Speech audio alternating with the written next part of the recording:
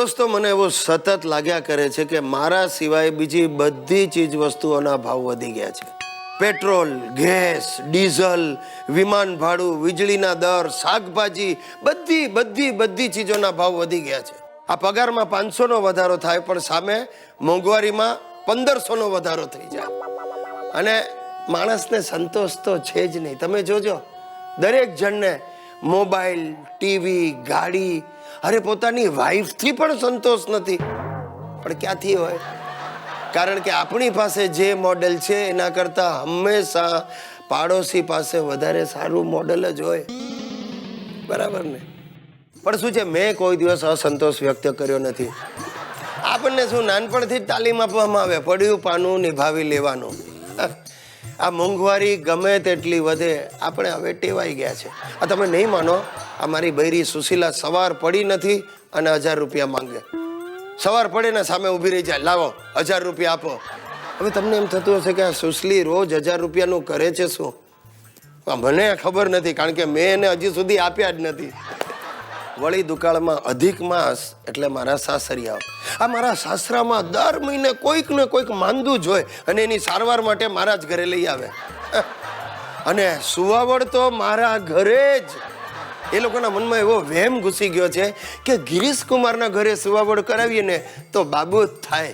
સારું છે, હમણાં ઘણા વખતથી કોઈને સુવાવડ થઈ નથી એટલે ઘરમાં શાંતિ છે. અને મારી સાસુ તો બાપા, એને સાલીને જરાક ઉધરસ આવે ને શરૂ કરી દે, બોલાવો ગિરીશ કુમારને બોલાવો. એના કરતાં મને જ ગિરીશ કુમાર પાસે લઈ જાઓ, એમનો હાથ અડે છે ને મને સારું થઈ જાય છે. આમાં થાય શું, છેવટે ઘસારો મને જ પડે છે. અરે તમે નહીં માનો, મહિને 5000નું બજેટ મારે આ કાઠિયાવાડીઓ માટે જ ફાળવવું પડે છે.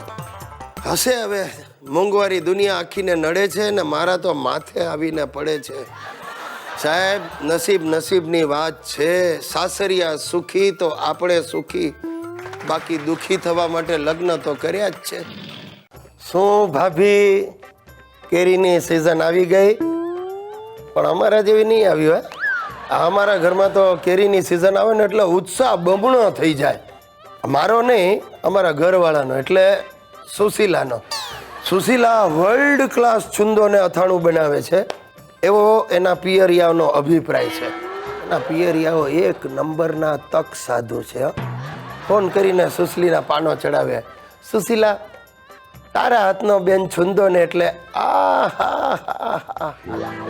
સુશીલા તારું અથાણું તો માસા આમ રોજ આંગળા ચાટીને ખાય છે.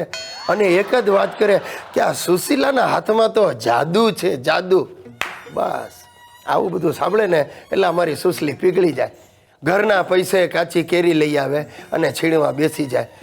સાંજે હું ઓફિસથી ઘરે આવું એટલે મને સાથે બેસાડી દે.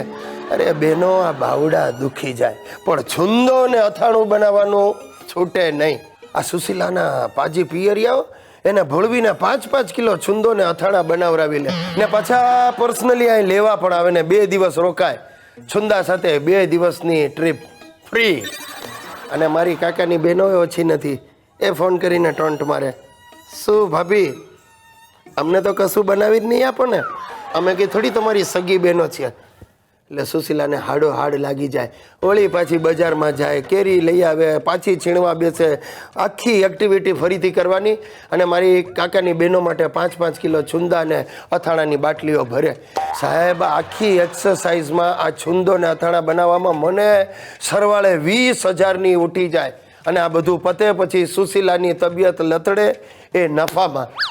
મેં તો બાધા જ લીધી છે કે આજથી હવે હું છુંદો ને અથાણું ખાવાનો નથી. અને ભગવાનને મનોમન પ્રાર્થના કરું છું કે આવતા વર્ષે દુનિયાના તમામ આંબાઓનો નાશ કરજે. ન રહેગા આંબા ઓર ન બનેગા છુંદા.